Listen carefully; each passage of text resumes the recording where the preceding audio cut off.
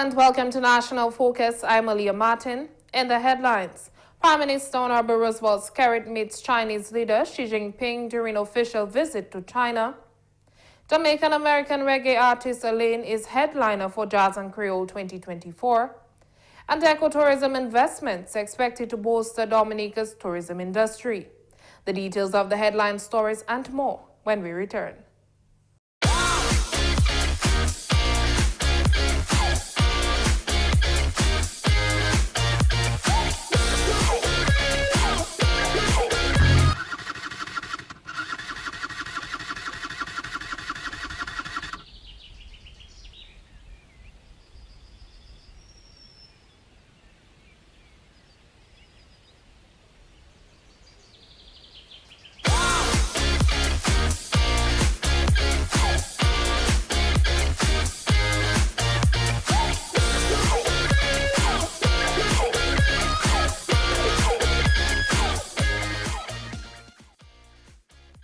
Ride safe, wear a helmet, safer roads in the Nature Isle. This message was brought to you by the government of the Commonwealth of Dominica.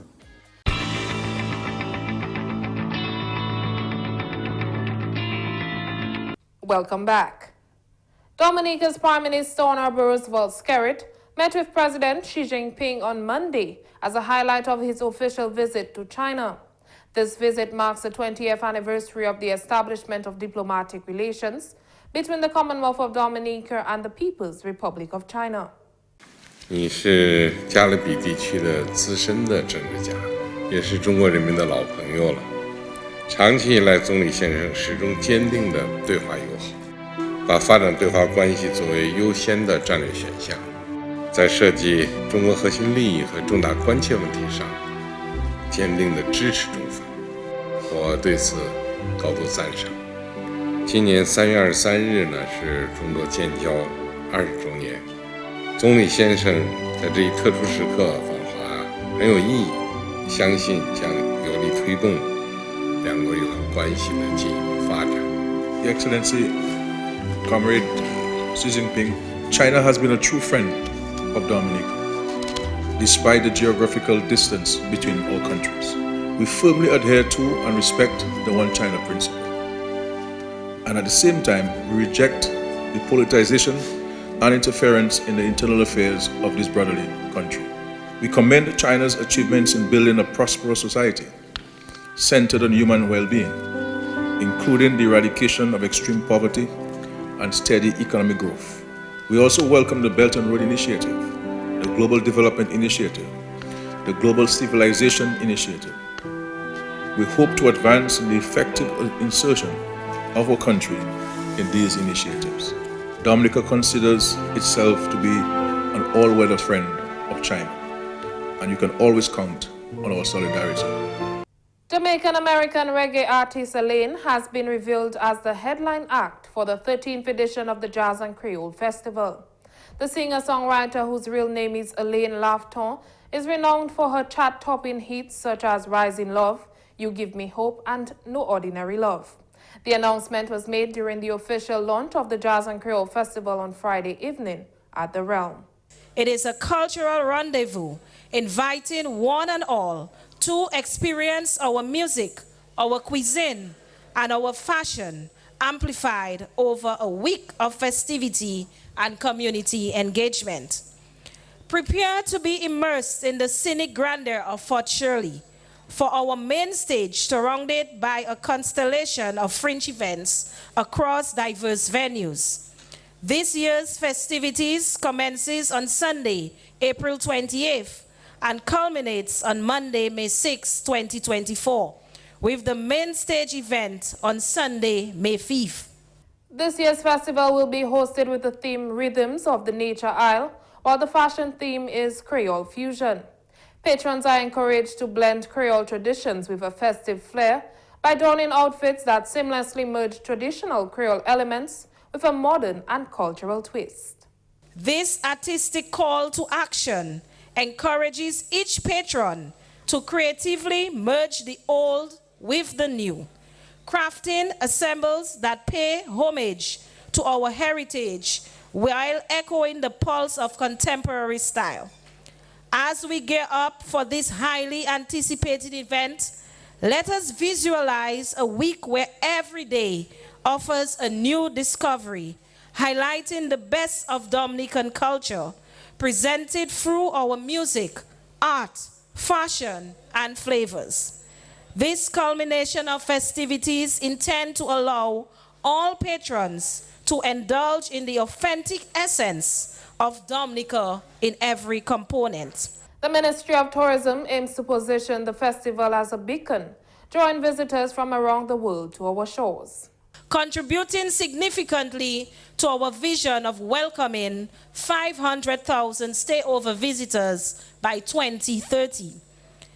It's a cultural magnet, drawing in guests from the French West Indies, the USA, and beyond, creating a stream of global connections.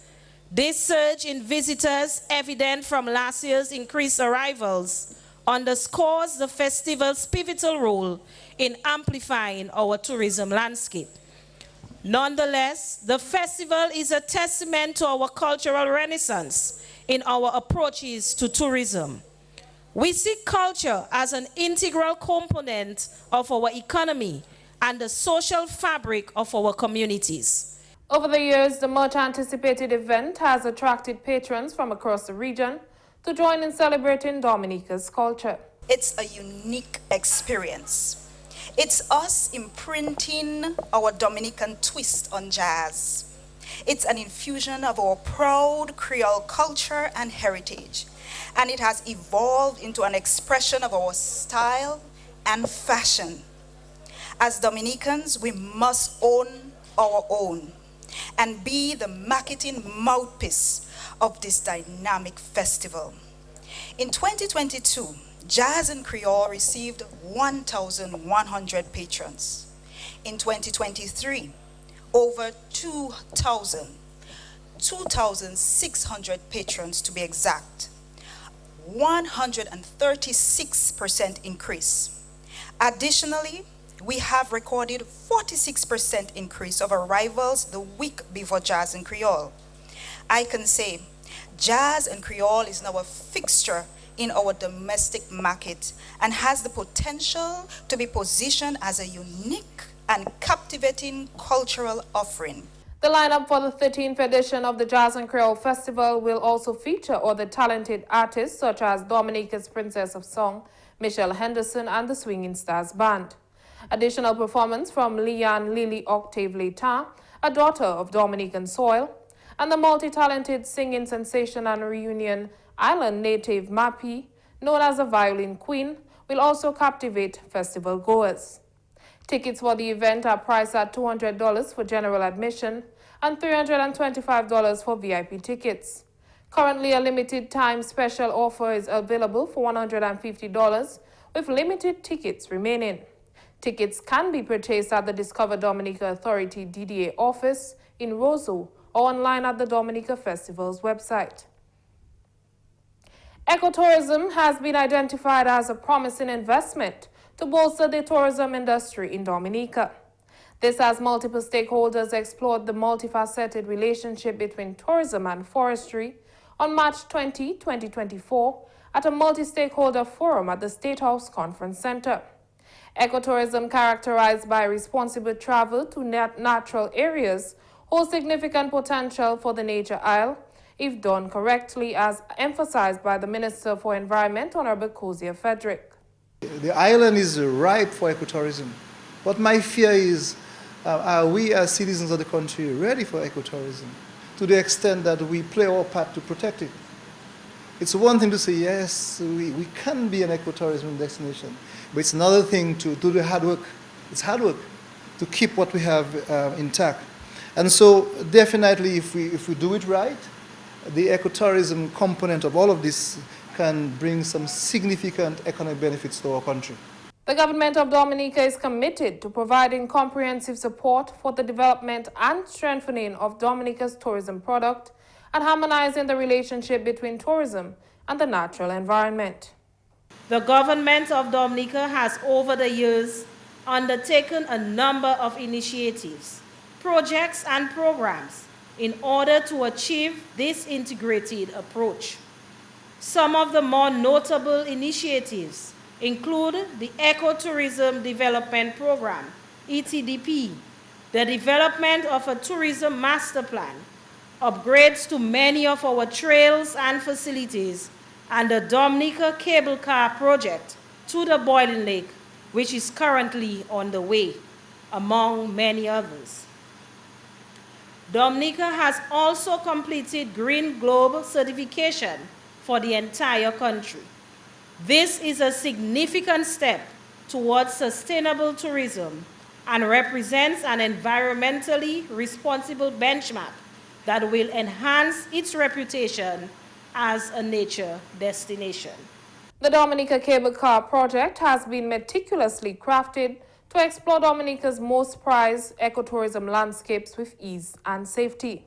Project manager of the Dominica Cable Car project, Mr. Randy Gleach, provided insight about the ongoing progress at the cable car site. The project started in January of 2021. We began with location choice, information gathering so that we could submit something to engineering for design of the cable car. Since then we've established all the locations, we've completed the engineering, we've purchased the equipment, and behind us you can see the material ropeway that we've installed, which we'll then use to install the cable car itself. All of the equipment comes from Austria. We're employing 200 Dominicans on the project. We've got some European skilled technicians here to help us put together the material ropeway. But otherwise we're trying to do everything that we can with the Dominicans. The construction teams have worked diligently to ensure construction leaves minimal impact on the environment. To install the cable car, we've chosen to install the material ropeway so that we can maintain a very small footprint on the surface of the area that we're using. So to install the material ropeway, we've brought in a large heavy lift helicopter from North America to fly in the equipment and towers that are needed for the material ropeway. This helicopter comes from Northern America. It's a Black Hawk helicopter with a lifting capacity of 7,500 pounds, and it can carry the towers in multiple pieces, and then we've installed the system with the heavy lift helicopter. The cable car will introduce an innovative travel format that merges the thrill of nature exploration, efficiency and convenience, reducing travel time to the Boiling Lake from around 5 hours to 20 minutes, positively impacting tourism on the island. The variety of the terrain here and the ruggedness of it will make the journey on the cable car itself worth the price of admission. You know, the Boiling Lake is the main attraction, of course, but I think that the ride in itself will be the biggest thrill of all, because you get to go over the rugged rainforest, the deep gorges. You pass over the old suspension bridge and passing over the Trafalgar waterfalls. It's going to be a spectacular ride. We anticipate the completion in December of 2025. Come December 2025, the cable car project is set to break world records as the longest cable car in the world at 6.6 kilometers. Dominica's cable car project is supported by the country's Citizenship by Investment Program, CBI, and strategic partnerships with renowned firms including Doplima from Cable Car Construction and ABL Holdings for logistical support to ensure the project's success. You're watching National Focus. More when we return.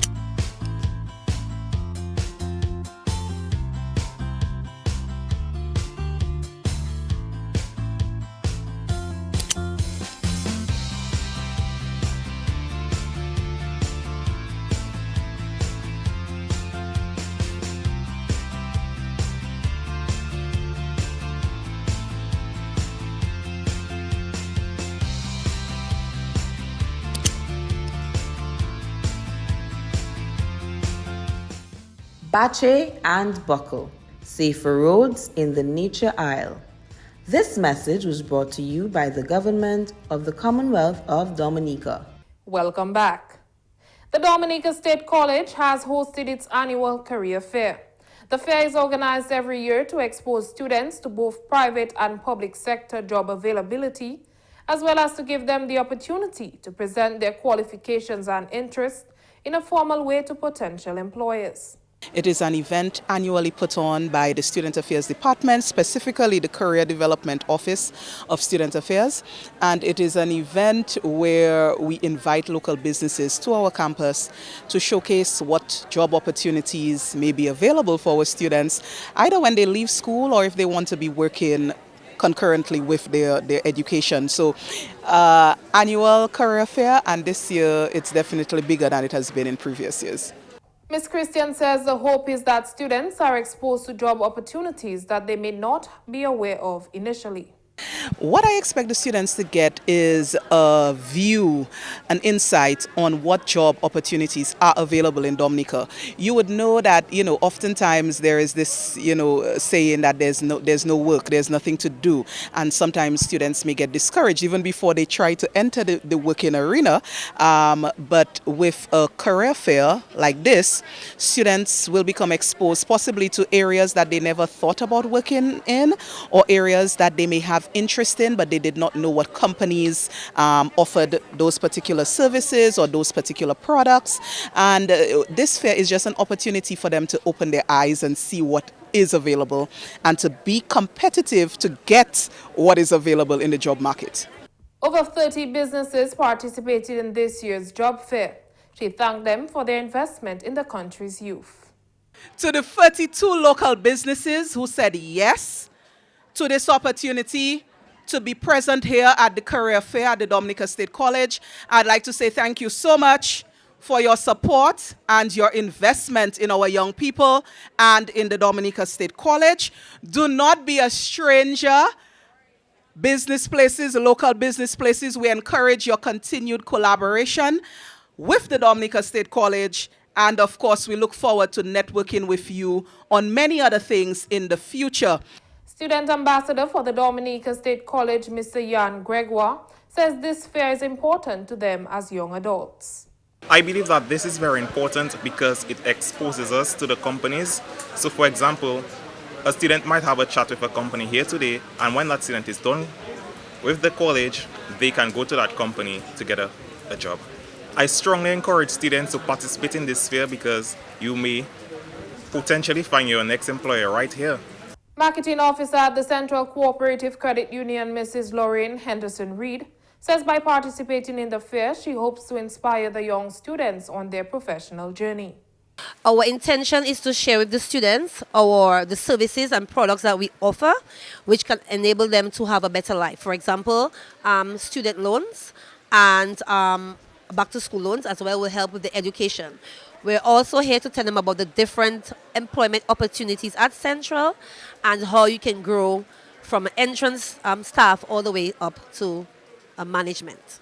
In terms of educating them about our institution and the financial services that we offer, which is to help them have a better life, we intend to tell them also about our own career paths, how it can help them, the different things that we undertook, and how we got to where we are, and how they too can follow the same path or even the better path.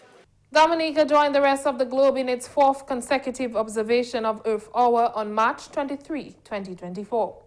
President of Dominica, Her Excellency Sylvanie Burton, stands in solidarity with the National Development Foundation of Dominica, NDFD, and the global community in observation of Earth Hour 2024. Earth Hour encourages collective action and reflection of one's responsibilities as a cornerstone in the conservation of the Earth's natural resources, biodiversity, and the environment. Earth Hour seeks to remind us of our environmental responsibility. This flagship global environment movement, which was started by the World Wildlife Fund in Sydney, Australia, back in 2007, is held annually and has grown to become the world's largest grassroots movement. This movement recognizes the role of individuals in creating solutions to the planet's most pressing environmental challenges and harnesses the collective power of its millions of supporters to drive change. Earth Hour 2024 aims to create the biggest hour for Earth with its call to action, and I quote, "Give an hour for Earth." It encourages individuals, communities, and businesses around the world to turn off their electric lights for 1 hour from 8:30 p.m. to 9:30 p.m.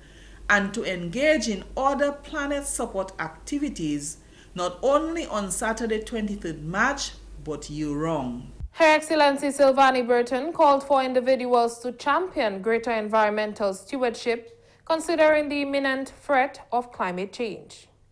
There is absolutely no doubt that planet Earth is under severe threat and stress and may very well become uninhabitable if we further delay decisive corrective action. We see and feel the impacts every day.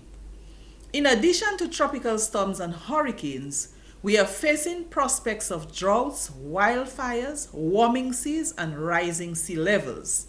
The science is clear. It is known to all that there is an urgent need to keep global temperature rise below 1.5 degrees Celsius. However, our planet Earth has already been warmed by 1.1 degrees Celsius above pre-industrial levels, and the world is on a trajectory to hit a possible 1.5 degrees Celsius by 2030. Simultaneously, 1 million species are now threatened with extinction, and global wildlife populations have declined by a staggering 69% since 1970, according to the World Wildlife Fund 2022 Living Planet Report. To guarantee current and future generations of a sustainable and habitable world, we need to take urgent action to combat climate change and its impacts. Humans have the ability to influence the environment through behavior which can yield both negative and positive effects. Her Excellency Burton recognized and advocated for the spiritual relationship between mankind and the environment. The planet Earth is our common home designed by God Almighty, made up of the environment that we are all dependent on for food, air, water, and other needs. The environment is nature's gift that helps in nourishing life on Earth. Therefore, it is critically important for every individual to take care of the planet, its climate, and ecosystems. Furthermore, the Bible tells us that we are not to exercise our God-given dominion in a way that destroys or abuses nature. Instead, we ought to be stewards of the earth, summoned by God in Genesis chapter 2 verse 15, to work it and take care of it. Dominica's Earth Hour 2024 was spearheaded by the National Development Foundation of Dominica, NDFD, and Embrace Green Initiatives. And that's all for this edition of National Focus. Be sure to follow GIS Dominica on Facebook, YouTube, and on Twitter. You can also drop us an email at gis@dominica.gov.dm. From all of us here on the GIS News Production team, I am Aaliyah Martin. Thank you for watching.